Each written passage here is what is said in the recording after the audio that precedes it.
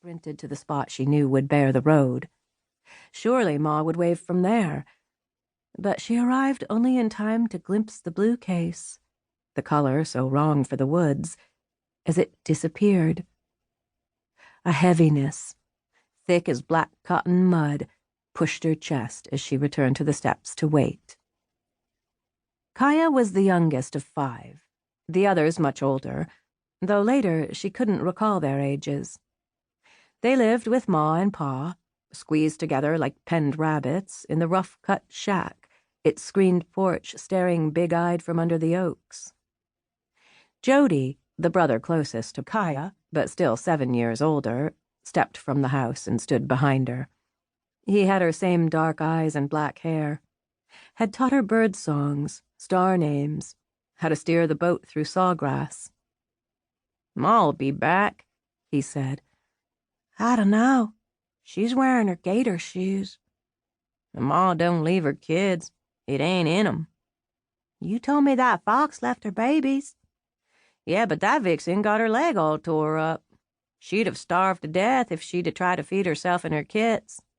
She was better off to leave 'em, heal herself up, then welt more when she could raise 'em good. Ma ain't starving. She'll be back." Jody wasn't nearly as sure as he sounded, but said it for Kaya. Her throat tight, she whispered, "But Ma's carrying that blue case like she's going somewheres big." The shack sat back from the palmettos, which sprawled across sand flats to a necklace of green lagoons, and in the distance, all the marsh beyond. Miles of blade grass so tough it grew in salt water, interrupted only by trees so bent they wore the shape of the wind. Oak forests bunched around the other sides of the shack and sheltered the closest lagoon, its surface so rich in life it churned. Salt air and gull song drifted through the trees from the sea. Claiming territory hadn't changed much since the 1500s.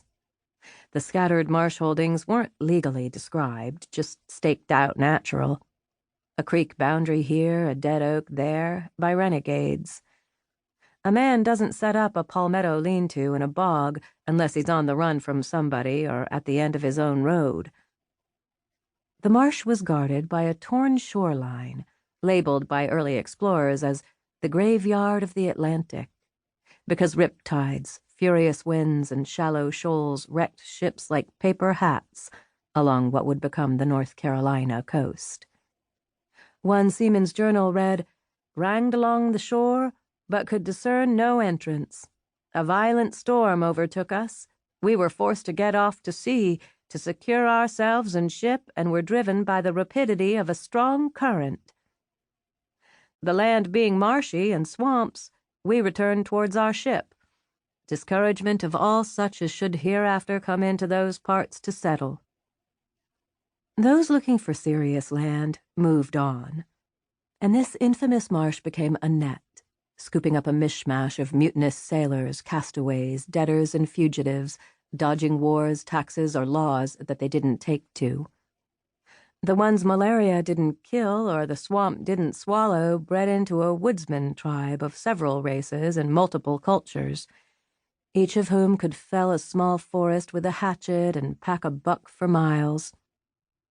Like river rats, each had his own territory, yet had to fit into the fringe or simply disappear someday in the swamp.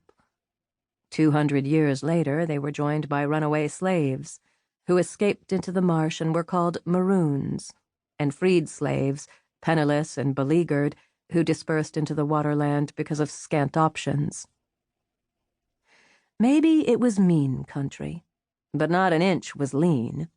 Layers of life, squiggly sand crabs, mud-waddling crayfish, waterfowl, fish, shrimp, oysters, fatted deer, and plump geese were piled on the land or in the water. A man who didn't mind scrabbling for supper would never starve. It was now 1952, so some of the claims had been held by a string of disconnected, unrecorded persons for 4 centuries. Most before the Civil War. Others squatted on the land more recently, especially after the World Wars when men came back, broke and broke up.